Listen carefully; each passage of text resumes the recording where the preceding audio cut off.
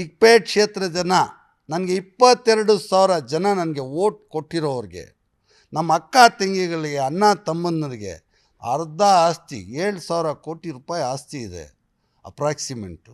ಅರ್ಧ ಆಸ್ತಿ ಅವ್ರಿಗೆ ನಾನು ಸಾಯಕ್ಕೆ ಮುಂದೆ ಅವ್ರಿಗೆ ಸಹಾಯ ಮಾಡಿಬಿಟ್ಟು ಅವ್ರಿಗೆ ಅರ್ಧ ಆಸ್ತಿ ನನ್ನ ಮಕ್ಕಳಿಗೆ ಇಡ್ತೀನಿ, ಅರ್ಧ ಆಸ್ತಿ ನನಗೆ ನನ್ನ ಕ್ಷೇತ್ರದಲ್ಲಿ 22,000 ಜನ ನನಗೆ ನಂಬ್ಕೊಂಡಿದ್ದಾರಲ್ಲ ಬಡವರು, ನನ್ನ ಫ್ಯಾನ್ಸು, ಇವ್ರಿಗೆ ಅರ್ಧ ಆಸ್ತಿ ಹಂಚಿ ಕೊಟ್ಟು ವಿಲ್ ಮಾಡಿ ಆಮೇಲೆ ನಾನು ಸಾಯೋವರೆಗೂ ನನ್ನ ಕಂಟ್ರೋಲಲ್ಲಿ ಇಟ್ಕೊಂಡು ನನ್ನ ಸತ್ತ ಮೇಲೆ ಎಲ್ಲರಿಗೂ ವಿಲ್ ಮಾಡಿಬಿಟ್ಟು ಕೊಟ್ಬಿಟ್ಟು ಹೋಗ್ತೀನಿ.